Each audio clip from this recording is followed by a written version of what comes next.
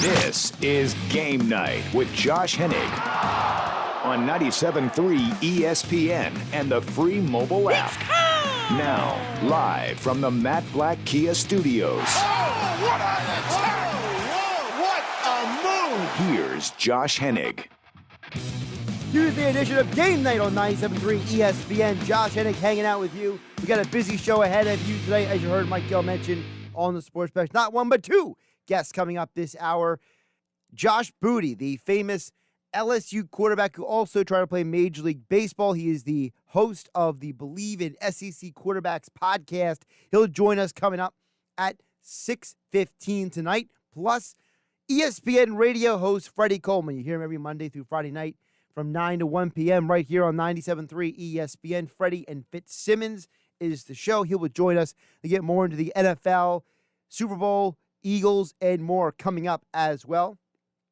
Don't forget, the text board is open at 609-403-0973. To get on the conversation, 609-403-0973. Also, we are live on Facebook, YouTube, and Twitter. Just go to 97.3 ESPN on Facebook, YouTube, Twitter. You watch the show live. We are in the Matt Blatt Kia Studios on 97.3 ESPN. I am Josh Hennig hanging out with you.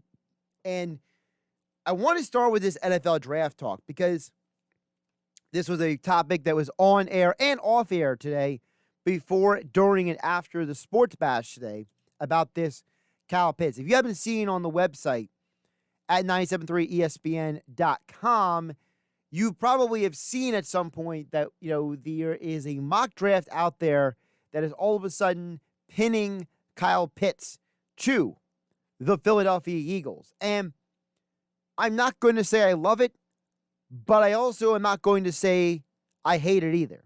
And here's why. I understand the fascination with Kyle Pitts. The idea that, well, maybe you're moving on from Zach Ertz. The idea of maybe you're looking to go in a different direction for the Philadelphia Eagles. This idea that for this franchise, moving forward, you need to keep some sort of semblance of what you've had success with before. And I get all of those points. But let me ask all of you a question. When was the last time there was a team in the NFL that was very successful, winning games, going deep in the postseason with a two-headed monster at tight end? I'll wait. Don't worry, I'll end the suspense for you. It was Gronk and it was Hernandez. That was it. The concept of the two tight ends sounds exciting and fun and cool and all this stuff, but in application, the purpose of the two tight end structure is that one guy blocks and the other guy goes out and routes, and that the blocking tight end can be used as a decoy and vice versa with the receiving tight end in different formations. If you have two tight ends who are primarily almost the same player, aren't you losing some of the value of that? Aren't you losing some of what makes that a weapon? Because what really a tight end is a slightly less athletic, slightly slower wide receiver at that point.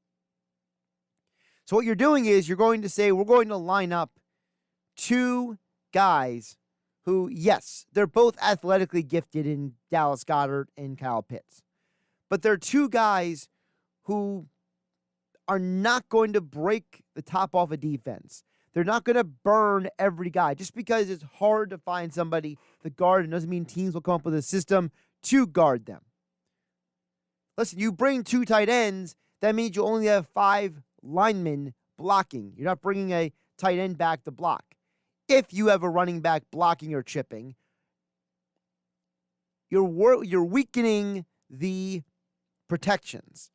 And what you're going to have to ask Carson Wentz to do, something that he has not done in about a year and a half, is be a quarterback who gets the ball out of his hands in 2 seconds or less.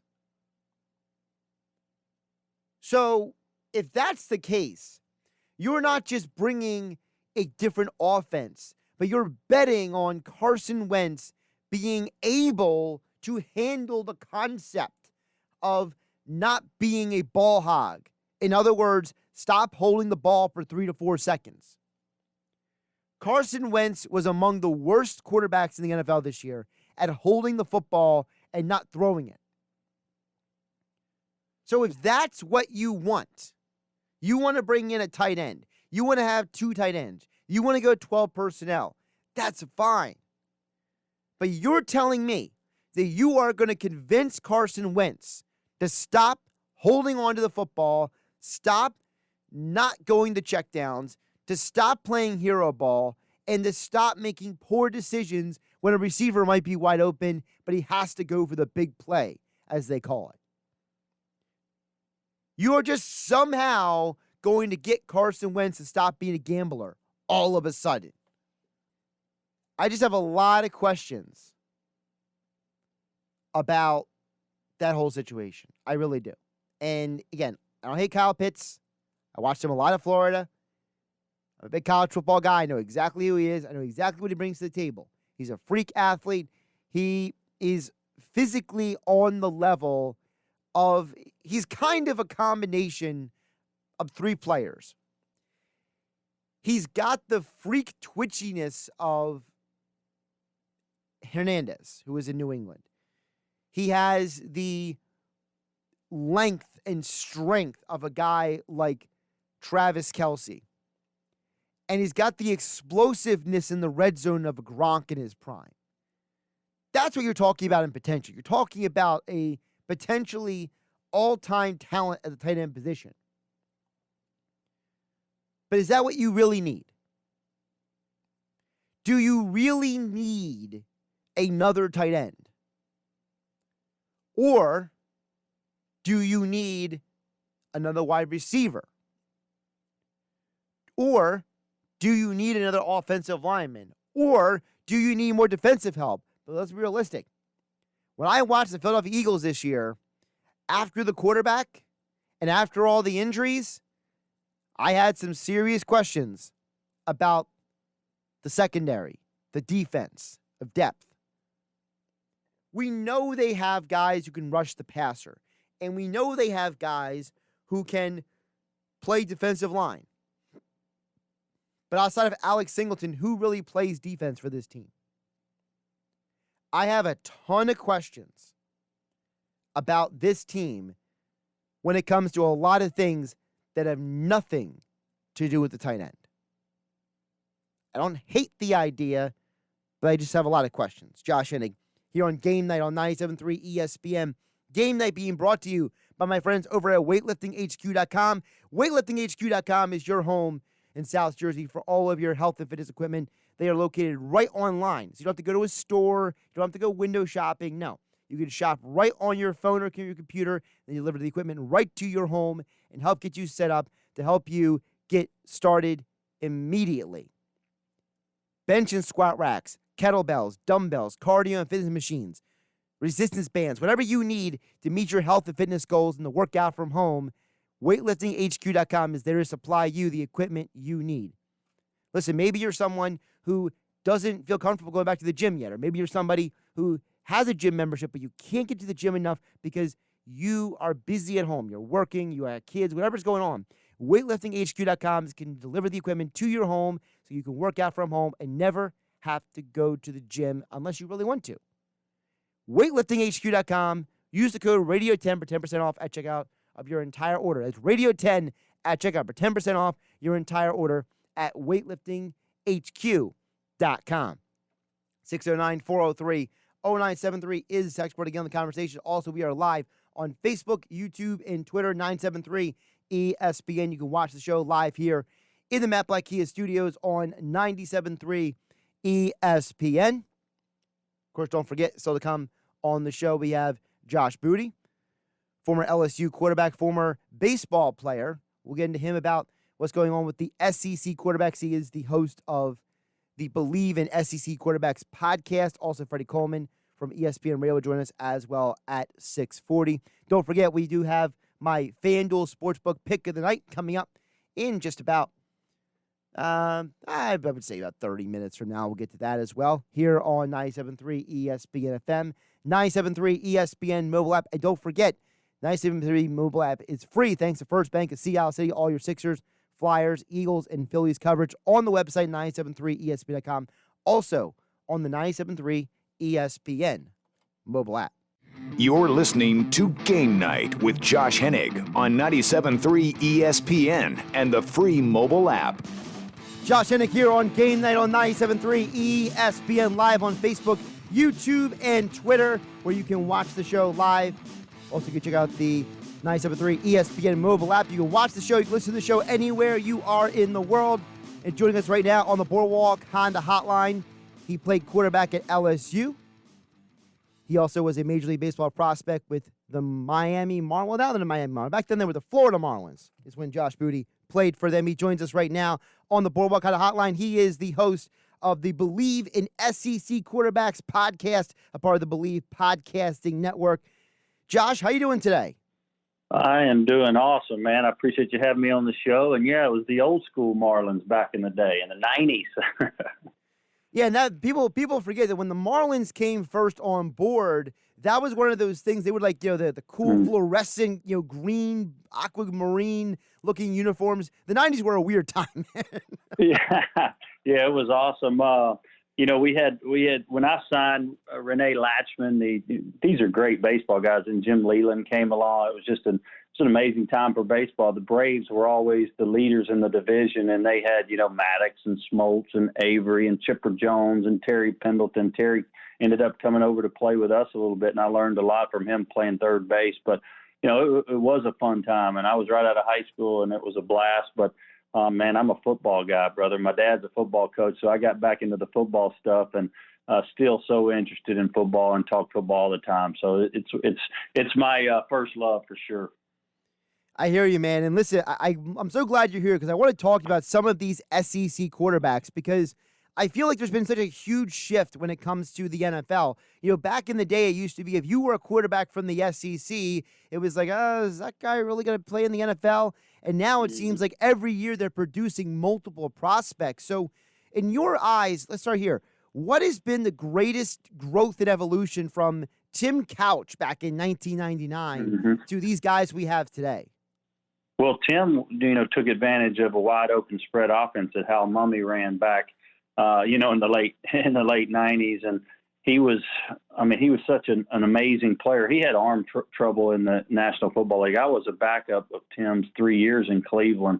And, he had some real arm problems, but man, he could really play and was the first pick overall. I think the difference now is that everybody is trying to run this wide open system where, everybody gets touches. It's a fun brand of football to watch. Your receivers pile up numbers. The running back also gets to pile up some numbers with this RPO stuff. It really takes a lot of pressure off the quarterback, and they can play sooner at the college level and at the NFL level. So you're seeing athletic kids play the position.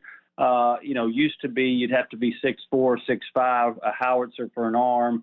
But running and mobility and getting outside the pocket and, changing directions, it wasn't that big a deal. Now it's like they're a point guard on the football field. And there's only several guys like Tom Brady that are still alive out there. Drew Brees, of course, is one. Phillip Rivers is one. I'm trying to think of some guys that are in that old school mold that are still having success. They're like computers now, so they're much different. These young guys are all guys that can move their feet. Kyler Murray, Russell Wilson, Josh Allen, Mahomes, they all move their feet and make plays outside the pocket, even like a Dak Prescott, Deshaun Watson. I mean, there's just so many of them now.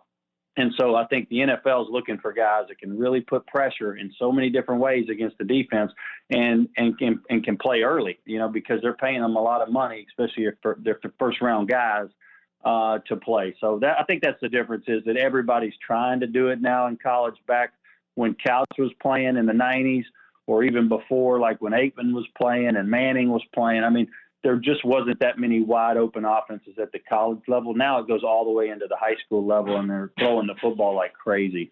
It's funny you mentioned Aikman because he's a very interesting case in the fact that he started at Oklahoma. They promised him they were going to go to a spread system, and that's why he had the transfer to UCLA. So you could argue that he was way ahead of the guys like today, like Justin Fields.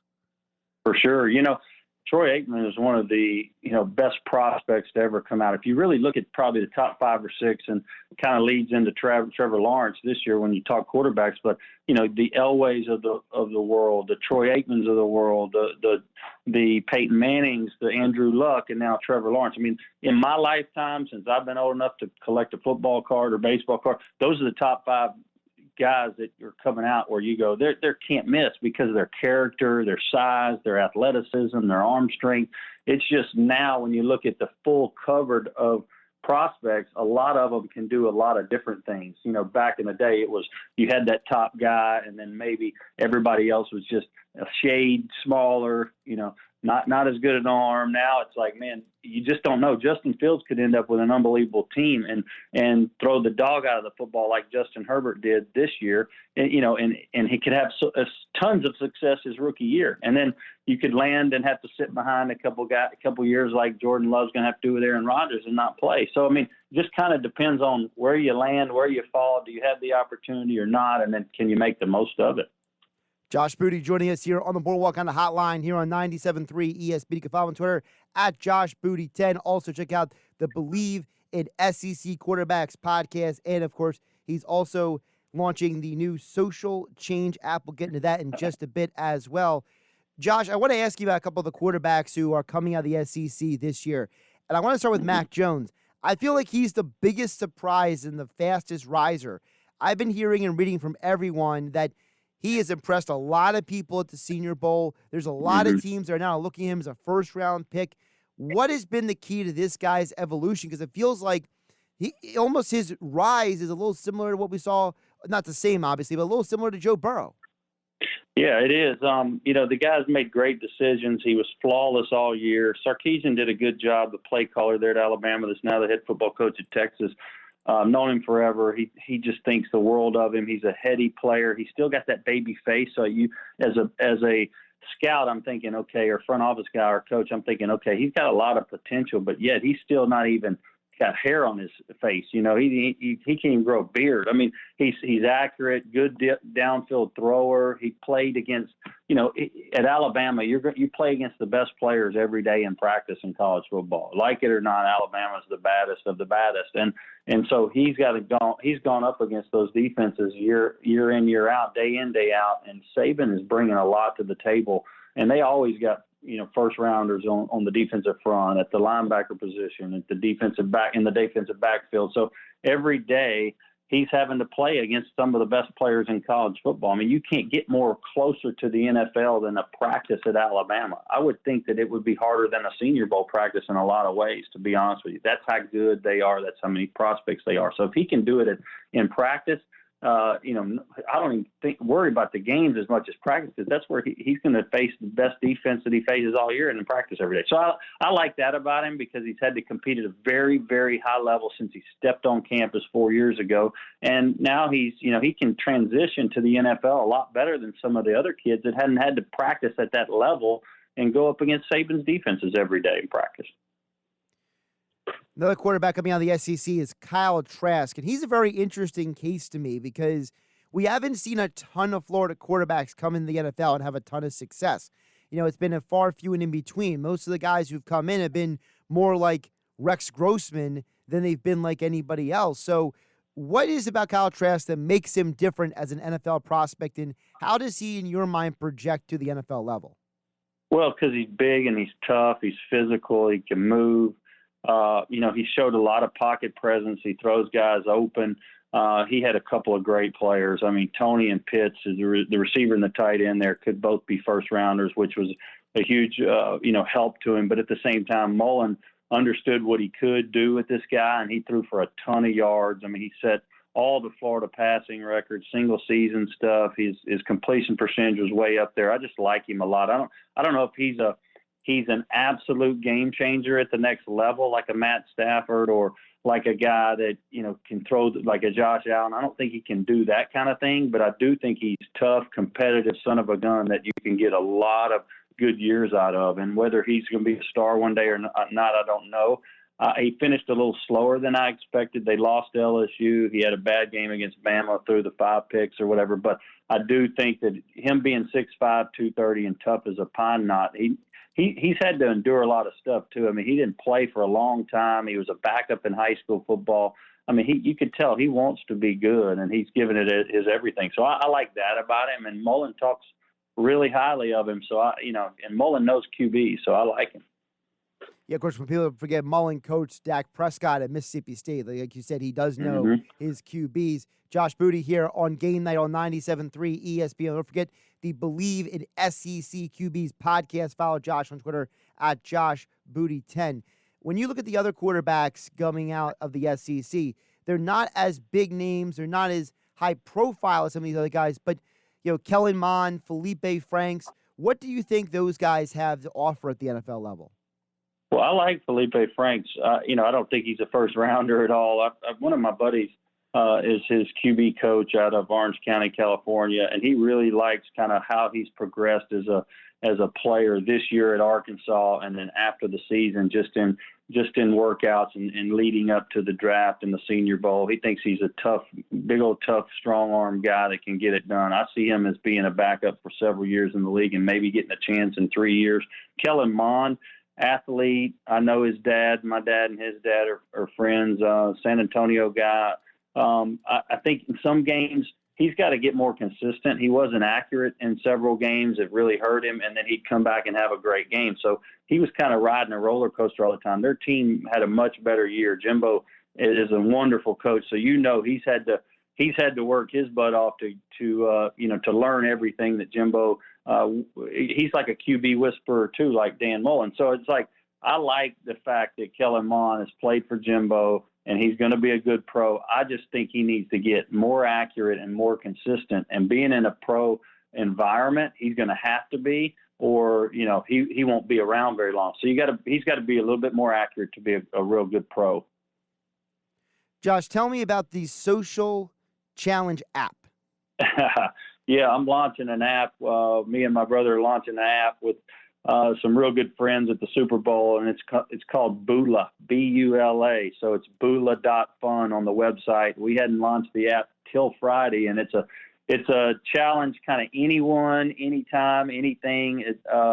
It's memorialize a challenge in 15 seconds on the app. So you can call out friends, you can trash talk, you can create videos and kind of have fun with it. So if you're a golfer, if you're a daredevil, if you're into sports, if you're, contest, classmates, work associates, it doesn't matter. You can call them out and say, okay, I want to play the Chiefs -3 for the Super Bowl. How much you want to put on it? Or I can say, I bet you can't get that girl's number at the bar for a drink, and you can challenge them. So there's all kinds of different ways you can challenge a buddy. You can show your friends, your contacts can all watch the challenge, and you can have a lot of fun with it. So there's corporate challenges, there's charity challenges. It's like Shaq could challenge Timberlake in a free throw contest for charity, and we could all watch it and put what we want to on the challenge. So it's kind of fun with the way I guess sports is and everything is now with social media. It can grow fast.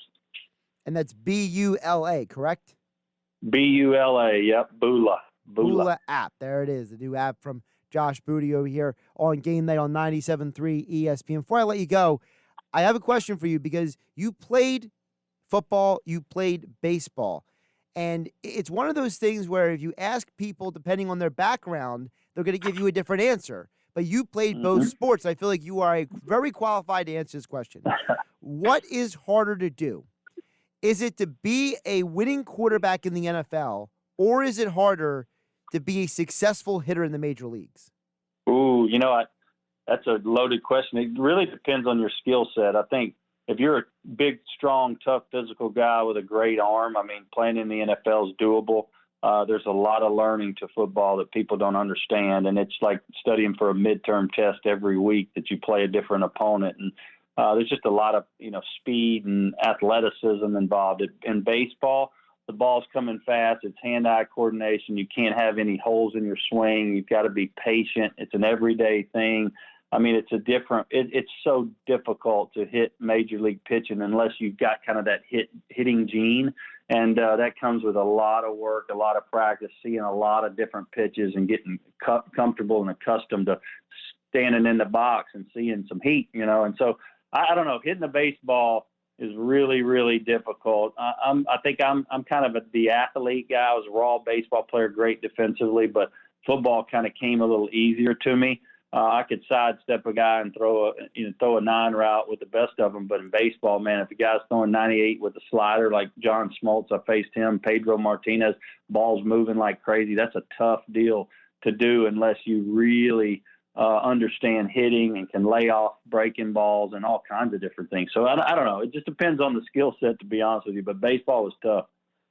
All I know is I couldn't hit a lick for baseball when I played in high school. And when it came to football, I could tackle. I played a little defense. So I knew what I was good at, and I admitted that very, very openly. So yeah, it ain't easy. Neither one of them's easy. I tell you, the speed of the game, you've probably been on the sideline of many a football game, college or pro. And if you get to that level of, at LSU where I played, or my brother played at SC or Bama, or you go to an NFL game, you're on the sideline, the speed of that defense tracking people down. It's amazing. You don't really get to see it on TV. The guys are fast, but in real life, it happens quick. And, I remember watching Ray Lewis go sideline to sideline when we were playing Baltimore. I probably played him 5 or 6 times when I was in Cleveland in that division.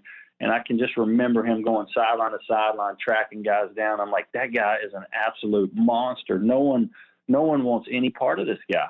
But he's doing it with, understanding the game and aggression to the max, and speed and agility. I mean, it's incredible to watch, a good running back in the NFL, a real good DB or linebacker, just because the pure athleticism is off the charts. Yeah, you mentioned your brothers Abram and John David. Of the 3 of you guys, who's the best athlete?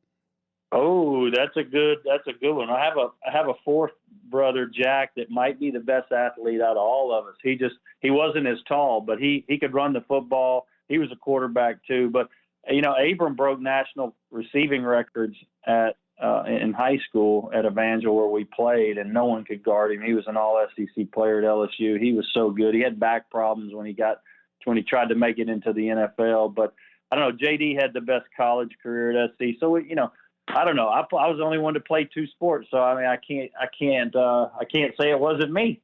There you go. See, I love the confidence. That's what makes you successful. It's mostly mental, is it not? Yeah, it is. We played a lot of horse in the backyard, and each of us have our stories of beating the other 3. So that's why we created Bula. We can challenge each other for whatever we want. Now we can talk smack. There it is, BULA, the Bula app. He is Josh Booty. He is the host of the Bleav in SEC Quarterbacks podcast. You can follow him on Twitter at JoshBooty10. And as all guests, he appeared on the Boardwalk Honda Hotline. Josh, appreciate the time and the conversation. Man, thanks for having me. Anytime. Have a good week and enjoy the Super Bowl, brother. Absolutely. Josh Hennig here on Game Night on 97.3 ESPN. A lot of great stuff there from Josh. And Josh is one of those guys that you can ask a lot of different questions to, and he's going to give you a lot of different insights because he's someone who's seen the game from so many different angles. A lot of great stuff there with Josh Booty. Of course, still to come, Freddie Coleman, ESPN radio host here on 97.3 ESPN. Don't forget, Game Night being brought to you by FanDuel Sportsbook. Don't forget about the 55-1 odds boost you can get with FanDuel Sportsbook. Use my promo code Hennig, Hennig, to get in on the action. Again, Hennig on FanDuel Sportsbook. All you got to do is go to sportsbook.fanduel.com, throw that promo code in, and you have a chance at 55-1 odds on who you think is going to win the Super Bowl. You think the Chiefs or Bucks are going to win the big game. All you got to do is go to sportsbook.fanduel.com to get in on all the action. Again, the promo code is Hennig. Be like me. Do all of your sports bets here in New Jersey or PA at sportsbook.fanduel.com to get in on all the action. Don't forget the very popular FanDuel Sportsbook app where you can take it on your phone anywhere in the world. Listen, FanDuel Sportsbook has all kinds of great betting options, including the same game parlays. I personally love the same game parlays. There's nothing like the same game parlay for an opportunity for you to double or triple your winnings, and you can only do the same game parlay with FanDuel Sportsbook. Again, the promo code is Hennig, Hennig. In all the action, 55-1 odds. If you think the Chiefs, the Bucs, to win the Super Bowl, you can get 55-1 odds with FanDuel Sportsbook. Turn $5 into $275. Must be 21 or to play. Must be present in NJ or PA. For full terms, go to sportsbook.fanduel.com. Gambling problem, call 1-800-GAMBLER. Still to come here is Freddie Coleman here on 97.3 ESPN+. Plus, don't forget, we'll give you my FanDuel Sportsbook pick of the night. That is coming at you in about 12 minutes from now, right here on 97.3 ESPN FM and the 97.3 ESPN mobile app, streaming live on Facebook, YouTube, and Twitter. And don't forget the 97.3 ESPN mobile app powered by First Bank of Sea Isle City. Now, more Game Night with Josh Hennig on 97.3 ESPN and the free mobile app. Josh Hennig here on Game Night on 97.3 ESPN. Of course, it's Super Bowl week, and of course, we've got a lot of NFL this week, a lot to get to. And joining me right now on the Boardwalk kind of hotline, he is the co-host of Freddie and Fitzsimmons every Monday through Friday right here on 97.3 ESPN. Freddie Coleman joins us here on Game Night on 97.3 ESPN. Freddie, how you doing today? Good, my friend. How's everything with you? Doing pretty good. And look, this whole NFL season has been wild. It's so amazing we finally got to this point. I got to start off by asking you, because one of the things that's been really hot in this area is the fallout from the Stafford-Goff trade. And, you know, everything in Philadelphia is Wentz here, should he, shouldn't be here. And I feel like that we're going to start seeing a huge ripple effect from this Stafford-Goff deal. Oh, there's no doubt about that. As far as I'm concerned, that was the first domino to fall, and a lot of those dominoes that may continue to fall may not have anything to do with Deshaun Watson, who wants to be traded, but I believe the Houston Texans don't want to do it, and we'll see what kind of common ground, if they're ever going to have any conversation to try to get past this stalemate. But I'm with you. This is only the first of many moves that will involve basically quarterbacks that are going to change hands or change positions, whether it's a trade or whatever that's going to be. It is going to be some kind of offseason that's already gotten started for the National Football League when it comes to that carousel and that position of quarterback. Everybody wants to talk about Watson and where he could go, but I want to know from you, is there another quarterback that you're keeping an eye on? Because we hear rumors about Kirk Cousins. We've heard rumors about Jimmy Garoppolo. We're hearing rumors about Sam Darnold. Is there another guy that you're watching closely outside of Watson to potentially be moved?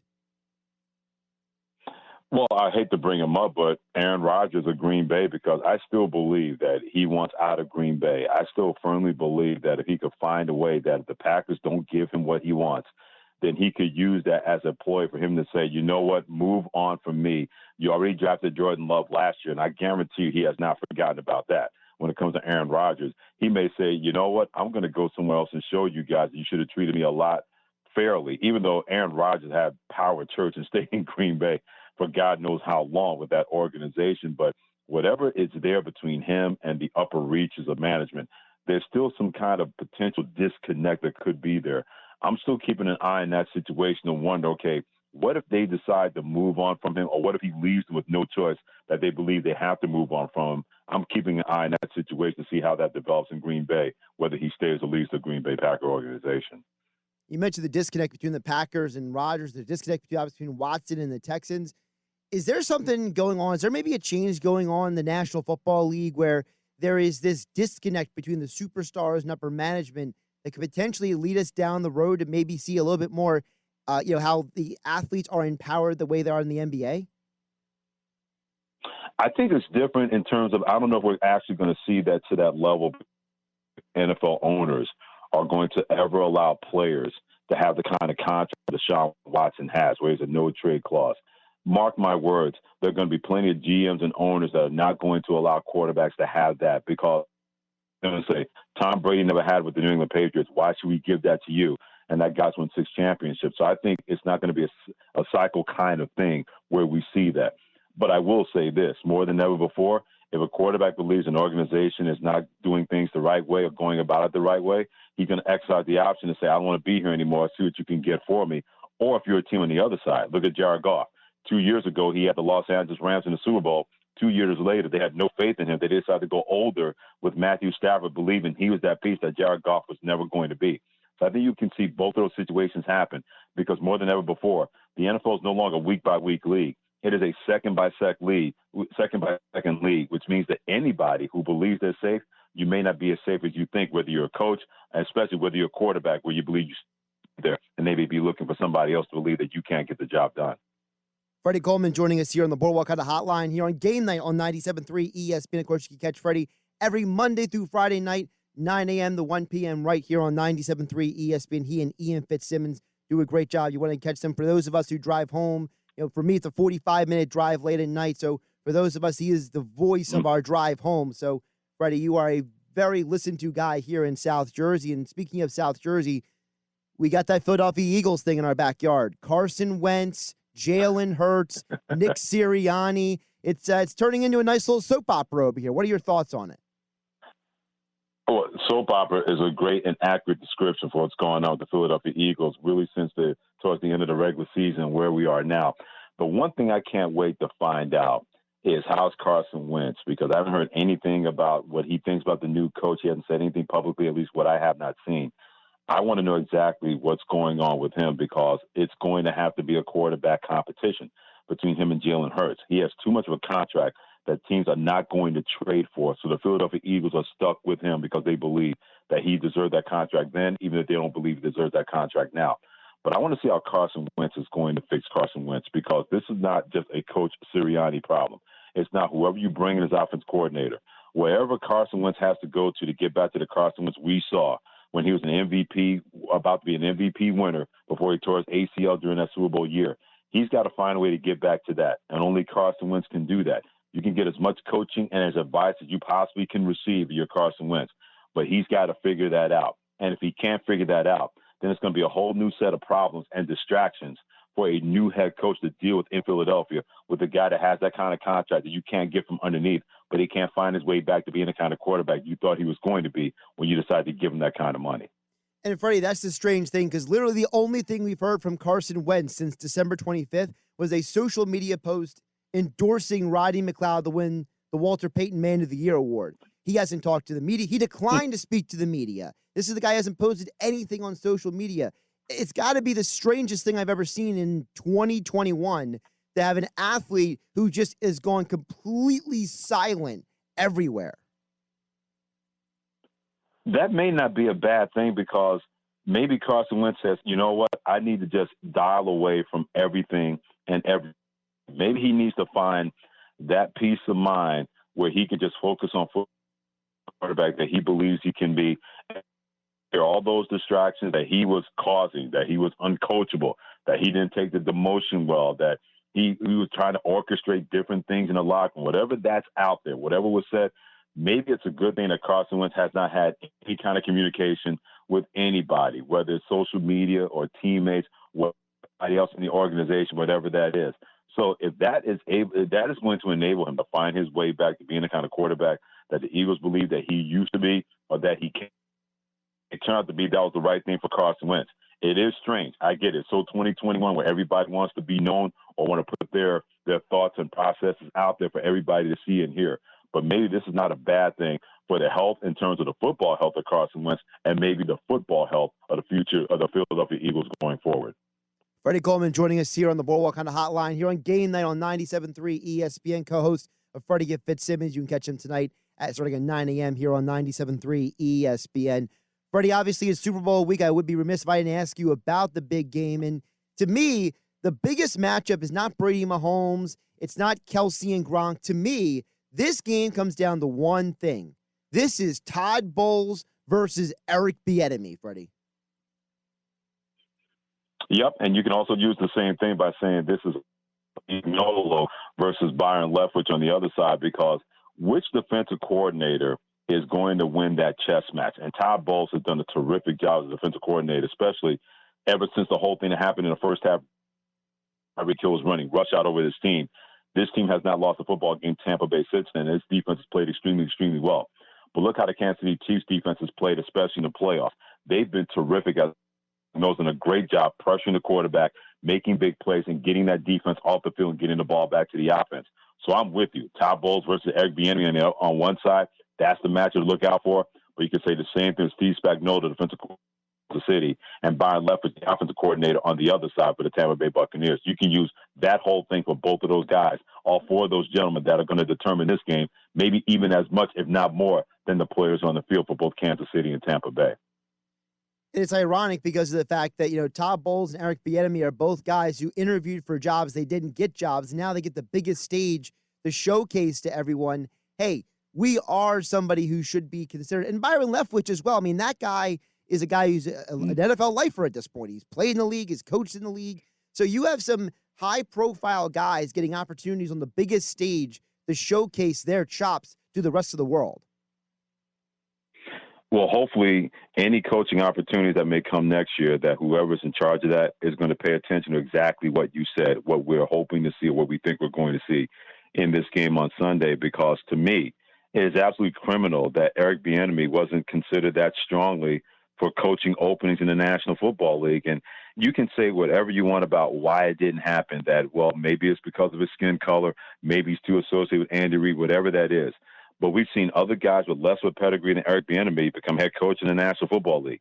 And I know they're a private enterprise in the NFL. You can hire who you want. But for the next time that an owner or anybody that's in the upper office of the NFL to say, we're going to make sure that everybody gets a fair opportunity, I'm going to remember this. I'm going to say, well, that's not true. You want to hire who you want because no one is going to hold your feet to the fire to tell you exactly who you should consider.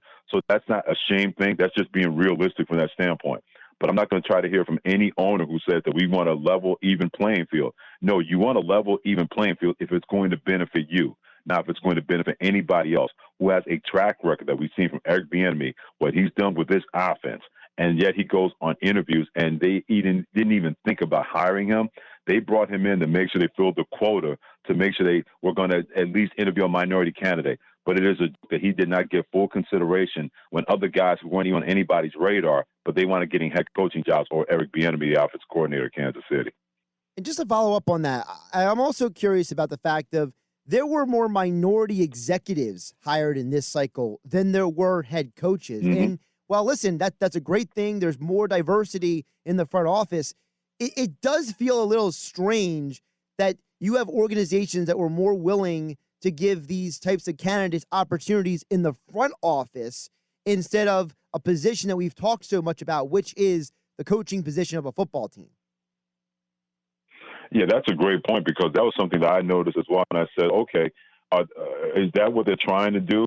Trying to make sure, okay, let's worry about this part of the organization first. Then we'll think about the candidates that we want to hire, because no matter what happens, you can make recommendations, but an owner is going to hire who they're comfortable with, who they believe should be the coach of their football team, however conversation they may have or may not have had with any candidates that may have been out there. But I thought that was strange as well. Not strange in a bad way of thinking, okay, if that's the way you're going to go about it, okay, but they still report to the owner of the National Football League. And if he does not believe a candidate should be considered for a job being a head coach, he's going to tell the guy that he's paying his salary, say, nope, I want to interview that other guy again and see if he has what it takes to be a head coach. That's what it comes down to. We can say that there's progress being made, and there was progress being made in terms of the general manager or player personnel standpoint. But until we see a level, even playing field where everybody's going to be properly considered, then it's always going to be that gray area that the NFL owners are going to play in, because they know that nobody's going to tell them what to do, and that's going to be that. And that's the key word. One more for you, Freddie, and I appreciate your time here. Freddie and Fitzsimmons tonight at 9 p.m. on 97.3 ESPN. Minority candidates, because I feel like there's a group of people, not everyone, but there's a group of people who are overlooking the fact that Robert Saleh was hired to be the Jets head coach. Just because he doesn't fit a certain group of minorities, people are overlooking him altogether. Yep. And I think his hiring is just as important as any minority hiring, because this guy, he's a defensive coach. He's not an offensive wizard. He's a rah-rah guy. We know how some people are scared of the rah-rah guy. I think that his hiring is just as important as anybody, not just because he's a minority, but because of his background as well. And also look at David Culley now in charge of the Houston Texans, where he had been an NFL assistant for 28 years. And many people said that's important because this guy hung in and finally got a chance to lead a football team at 65 years of age. And when we discuss minority candidates, that also includes women, because at a certain point, when are we going to see women no longer just being coaches or being consultants? When are they going to be considered for coordinators and jobs like that? When are we going to see a Becky Hammond that we've seen being assistant coach at San Antonio Spurs are we ever going to see that in the National Football League? Because to me, that's a minority candidate as well. Somebody who's not a male, who has a football acumen, has football knowledge, but may never be able to break through that door, through that ceiling. So you're exactly right. There are candidates gotten jobs that we should talk about more and say, hey, that's a different kind of minority candidate that earned their way to get that job, with the Houston Texans, for example, and the New York Jets were the other example. But because Eric Bieniemy has been a hot name and has done a lot of great work helping Kansas City succeed, it just smells stinky to a lot of people. Think, okay, you regard those two guys, and that's not that he shouldn't be there, but this guy, why is he not getting a job? Or you hired two other guys that people didn't even know about, that nobody was talking about, and they don't have anywhere near the resume that Eric Bieniemy has. He is Freddie Coleman, co-host of Freddie and Fitzsimmons, tonight at 9 p.m. here on 97.3 ESPN. And as all guests, he appeared on the Boardwalk Honda Hotline. Freddie, appreciate the time. Always enjoy listening to you on my drive home at night. And have a great one, my friend. My pleasure, my friend. And thank you for the kind words and safe travels, because I'm getting you home safely and I'm doing my job. Great stuff from Freddie Coleman here on 97.3 ESPN. Again, 9 p.m. tonight. He is back on your radio. Great insights from him as well. As I promised you, my FanDuel Sportsbook pick of the night coming up here. Before we get out of here on Game Night on 97.3 ESPN. Don't forget the FanDuel Sportsbook. Code word is Hennig, Hennig, when you sign up to get same-game parlay insurance only with FanDuel Sportsbook. I'm going to give you a couple of picks, and I'm going to give you a same-game parlay. So I am going to go with Celtics and Warriors over 227, and here's why for tonight's action. No James Wiseman, no Marcus Smart. So two defensive parts of both teams are not playing at all tonight. The Celtics are already almost giving up 110 points per game. The Warriors, 113 points per game. So now you take out the best perimeter defender for one team and the best big man defender for the other team. I think this is going to be trouble for both teams defensively. This could be a high-scoring game. So I'm going over 227. My DFS pick is Eric Pascal. No James Wiseman means more playing time for Pascal. Also, plus 4 rebounds. So 4 more rebounds for Pascal combined with the over 227 gets you plus 227 on the odds. That would be $10, gets you back about 23. Also, if you want to go really in on Pascal, 6 or more rebounds plus 300 on FanDuel Sportsbook. So check that out. A couple picks for you for tonight. I'm Josh Hennig.